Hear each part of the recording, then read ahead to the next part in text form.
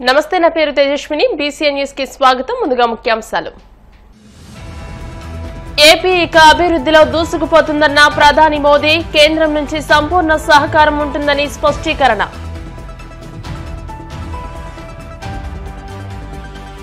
విశాఖలో ప్రధాని మోదీ పాల్గొన్న రోడ్ షో బ్రహ్మాండంగా జరిగింది. రాష్ట్రానికి వేళ చరిత్రలో మిగిలిపోయే రోజున్న సీఎం చంద్రబాబు.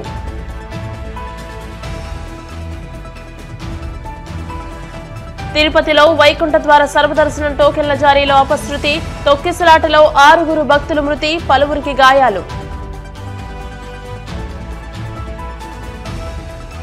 చంద్రబాబు వలన రాష్ట్రానికి ఎలాంటి ప్రయోజనం లేదు, మేనిఫెస్టోకి అర్థం లేకుండా చేశారని మండిపడ్డ మాజీ ఎమ్మెల్యే గడికోట శ్రీకాంత్ రెడ్డి. విశాఖ సభలో ప్రధాని నరేంద్ర మోదీ తెలుగులో ప్రసంగం ప్రారంభించారు. ఇక్కడి సింహాచల వరాహ నరసింహస్వామికి ప్రణామాలు ఆచరిస్తున్నారని తెలియజేశారు. ఏపీ ప్రజలకు మనస్ఫూర్తిగా ధన్యవాదాలు తెలుపుకుంటున్నట్టు వెల్లడించారు. తాను 3వ సారి ప్రధానిగా ఎన్నికవడంలో ఏపీ ప్రజలు చూపించిన ప్రేమాభిమానాలు మరువలేనని అన్నారు.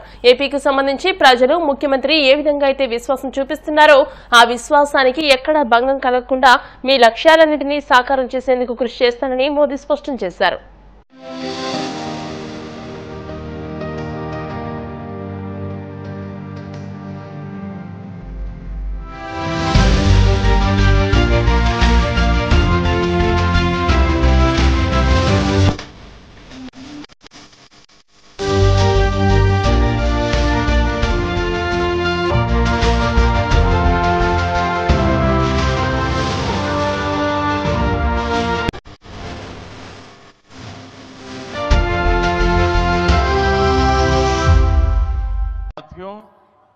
आज नए विशाखापट्टनम शहर में साउथ कोस्ट रेलवे जोन मुख्यालय की भी फाउंडेशन रखी जा रही है।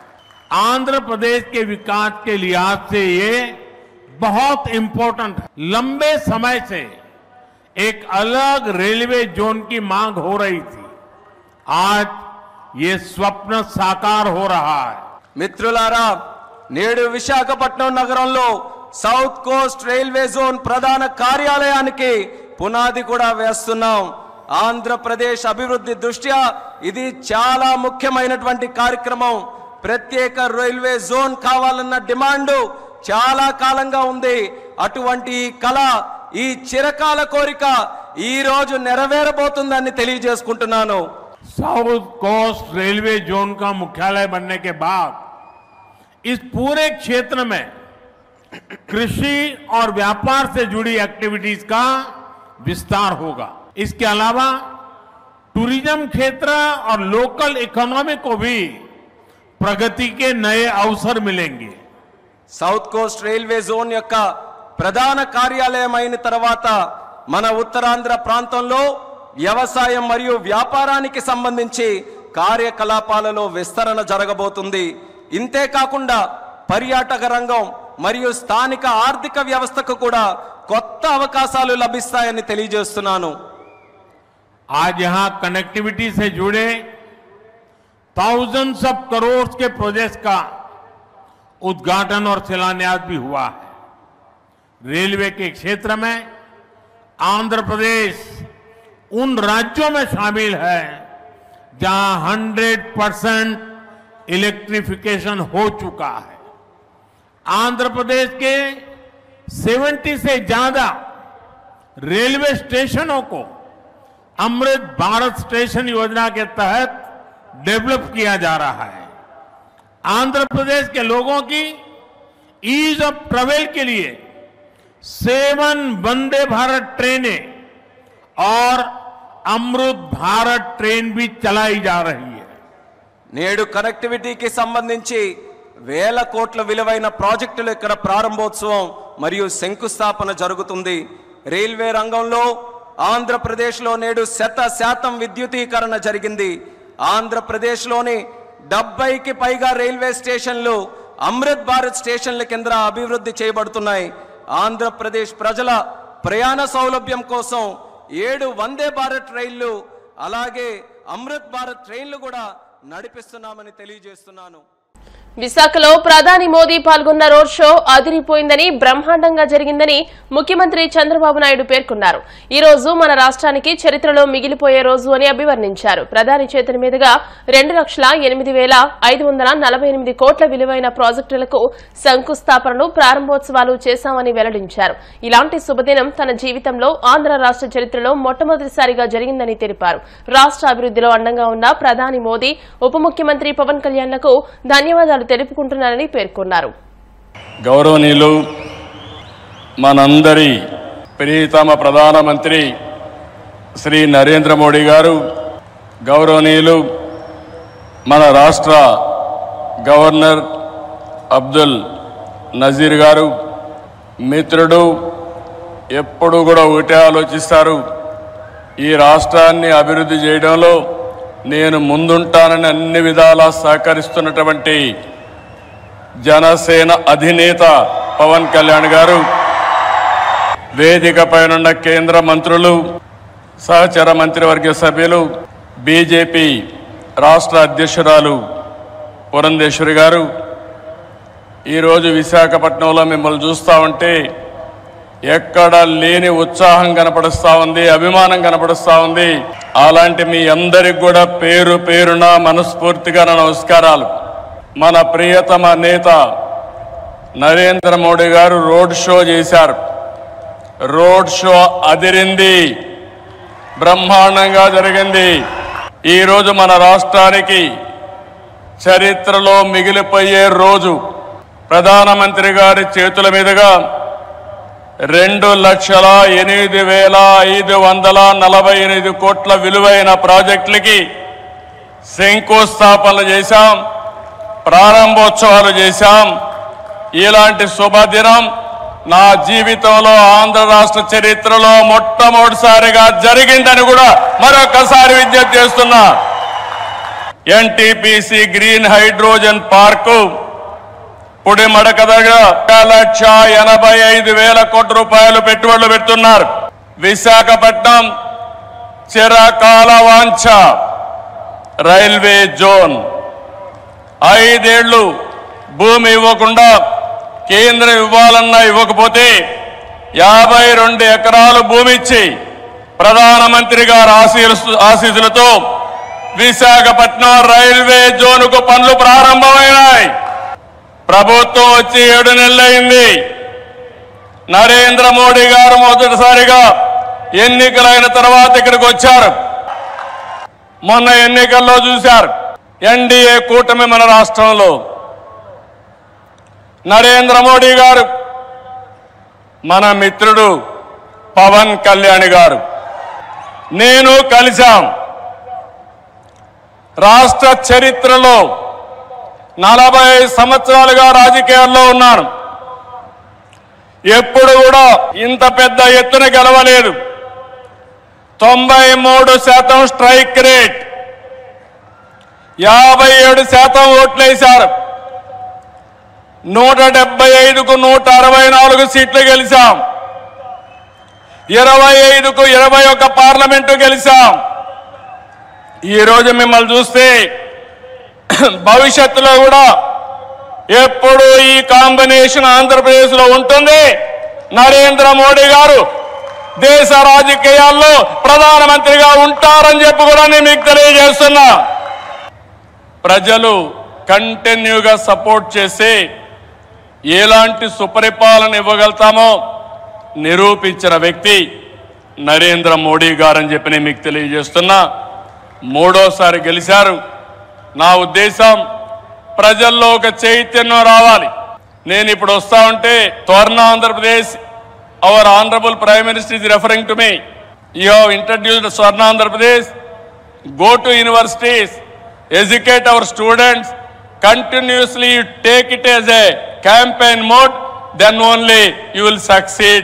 Andhra Pradesh will become 2047 Swarna Andhra Pradesh. Vaikuntha ద్వార సర్వదర్శనం టోకెన్ల జారీ నేపథ్యంలో తిరుపతిలో అపశృతి చోటు చేసుకుంది. టోకెన్ల కోసం ఊహించని రీతిలో భక్తులు రావడంతో తీవ్ర తోపులాట జరిగింది. ఈ ఘటనలో 6 భక్తులు మృతి చెందారు. మృతుల్లో 5 మహిళలున్నట్లు గుర్తించారు. అస్వస్థతకు గురైన వారిని అంబులెన్స్ లో తిరుపతిలోని ఆసుపత్రికి తరలించారు. రియా ఆసుపత్రిలో 20 మంది, స్విమ్స్ లో 9 మంది చికిత్స పొందుతున్నారు. రియా ఆసుపత్రికి collector Venkateshwar, TTD EO Shyamala Rao చేరుకుని వైద్య సేవలను పర్యవేక్షిస్తున్నారు. తోపులాట జరిగిన ప్రాంతాలకు విజిలెన్స్, అదనపు పోలీసు బలగాలు భారీగా చేరుకున్నాయి.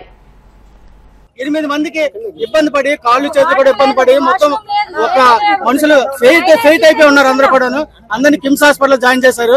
నాయకులందరూ కూడా వస్తున్నారు, చూస్తున్నారు. ఎవరు ఏమీ లేదు. పోలీసులు అందరినీ వేస్ట్ గా చూస్తున్నారు. దరిద్రులాగా ఉన్నారు అందరూ. అది పరిస్థితి. ఇక్కడ పోలీసులు ఎప్పుడు కూడా సరిగా చేయలేదు. మా పరిస్థితి అందరినీ ఏం చేయాలని మీరు ఆలోచించుకోండి. 20 మందిలోనే మొత్తం అందరికీ కూడా అందరూ ఫెయింట్ అయిపోయినారు. ఎవరికి కూడా ఏం బాగాలేదు. పడిపోయింది. ఆ అమ్మాయితో పాటు కూడా ఒక్కళ్ళే పంపించారు. ఒక్కళ్ళు అయిపోయిన తర్వాత నేను పడిపోయాను. కళ్ళు తిరిగి పడిపోతే నన్ను ఒక అమ్మాయి తీసుకుని వెళ్ళింది. ఉన్నవాళ్ళు ఎవరిని బయటకు రాను, మా హస్బెండ్ కూడా బయటకు రానివ్వలేదు. ఓన్లీ లేడీస్ కూడా లేడీస్ పంపించారు. తెలివి వచ్చిన తర్వాత వెళ్తుంటే మేము పంపిస్తాం, కంగారు పడకమ్మా, ఊపిరి తీసుకోండి అమ్మా, నీళ్ళు తాగండి అమ్మా, అన్ని బాగానే చెప్పారు. కానీ క్రౌడ్ ఎక్కువైపోయింది. జనాలు ఒకరినొకరు ఒకసారి గేట్ ప్రజలది ఉందండి, పోలీసులది ఉంది. కానీ పోలీసులది ఎక్కువ ఉంది. చంద్రబాబు దేశంలోనే ధనవంతుడైన సీఎం అని, మిగతా అందరి సీఎంల ఆస్తులు కలిపినా చంద్రబాబు కంటే తక్కువే ఉంటాయంటూ వైసీపీ నేత మాజీ ఎమ్మెల్యే గడికోట శ్రీకాంత్ రెడ్డి వ్యాఖ్యానించారు. తాడేపల్లిలోని వైసీపీ కేంద్ర కార్యాలయంలో ఆయన మీడియాతో మాట్లాడుతూ చంద్రబాబు వలన రాష్ట్రానికి ఎలాంటి ప్రయోజనం లేకపోగా ఆయన మాత్రమే సంపద సృష్టించుకుంటున్నారని అన్నారు. సంక్రాంతి పండుగ వచ్చినా ఏ కానుకలు ప్రజలకు ఇవ్వలేదని, రాజకీయం, నిత్యావసర వస్తువుల ధరలు ఆకాశాన్నంటాయన్నారు. రిజిస్ట్రేషన్ ఛార్జీలను విపరీతంగా పెంచేశారని, మేనిఫెస్టోకి అర్థం లేకుండా చేశారని దుయ్యబట్టారు. కలిపితే 1600 కోట్లుంటే ఒక చంద్రబాబు నాయుడు గారిదే 931 కోటి పైగా. ఒక చంద్రబాబు నాయుడు గారిదే అంటే దాదాపుగా 28 మంది ముఖ్యమంత్రులలో ఒక ఆంధ్రప్రదేశ్ ముఖ్యమంత్రి చంద్రబాబు నాయుడు గారికే 65% దాదాపుగా ఆయన ఆస్తులు ఆయనకి ఎక్కువగా ఉన్నట్టుగా కనపడుతోంది. ప్రజల జీవనశైలి ఇంప్రూవ్ కాలేదు. ఈయన యొక్క అత్యంత ధనవంతుడిగా ఈయన పేరు పొందాడు. అపార్ట్ ఆఫ్ ఆయన కుటుంబ సభ్యులుగా కేవలం చంద్రబాబు నాయుడు గారి వాళ్ళ ఇంటికి సంబంధించినటువంటి ఆస్తులే ఇన్నిగా ఉన్నాయనంటే మొత్తం ఆస్తుల విలువ ఎంత ఉంటుందో ఎవరికి తెలియనటువంటి పరిస్థితి. ఆయన ఒక్కడే ధనవంతుడిగా ఉన్నాడు కానీ రాష్ట్రానికి కానీ ప్రజలకు కానీ ఆయన ఏమాత్రం మేలు చేయలేదన్నది ఇక్కడ స్పష్టంగా కనిపిస్తూ ఉంది.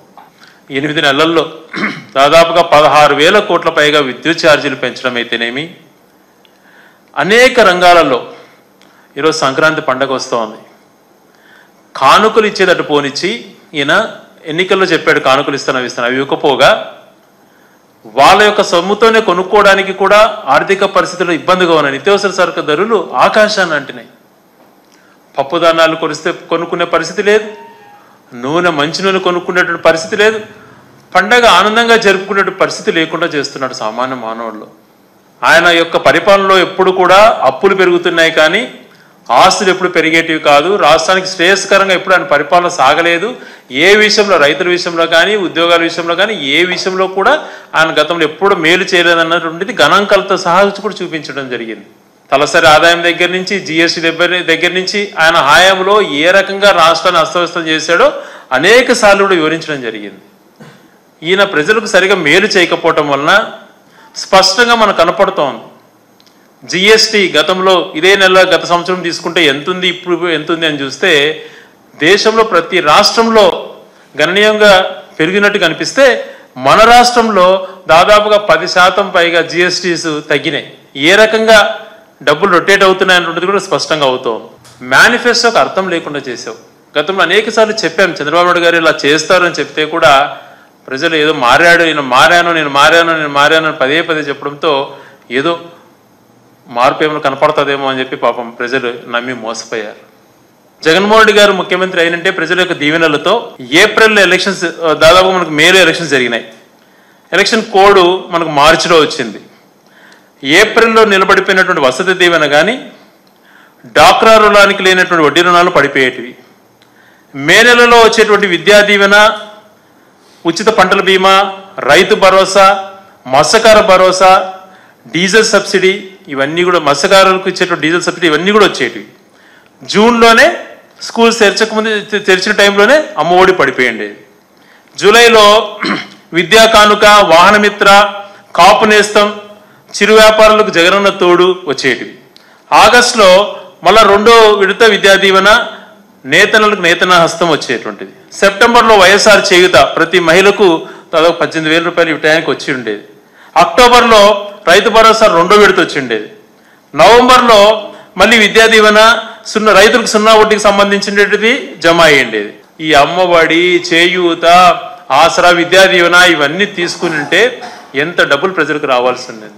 ఇవన్నీ ఏమి ఇవ్వలేదు. ఈ 7 నెలల్లోనే మళ్ళా దాదాపుగా 1,20,000 కోట్లు అప్పు చేశాడు. ముందేమో 14 లక్షల కోట్లు ఈ ప్రభుత్వం అప్పు చేసిందని చెప్పి ఆయన పదే అబద్ధాలు చెప్పేటువంటి వ్యక్తి. మరి తీరా చూస్తే వాళ్ళు ఇచ్చిన డాక్యుమెంట్లో కూడా ఏం తప్పు ఉందని తేల్చడం జరిగింది. అన్ని కలిపితే, కార్పొరేట్ అన్ని కలిపితే కూడా 7 లక్షల కోట్లు లేదు. అందులో 3 లక్షల కోట్ల పైగా గత ప్రభుత్వంలోనే చేసినటువంటి అప్పులు అవి. అలా సత్యదూరమైనటువంటి మాటలు మాట్లాడి అసత్యమైనటువంటి మాటలు మాట్లాడి పబ్లిసిటీ చేసుకున్నారు. ఇప్పుడు కాసేపు ప్రకటనలు.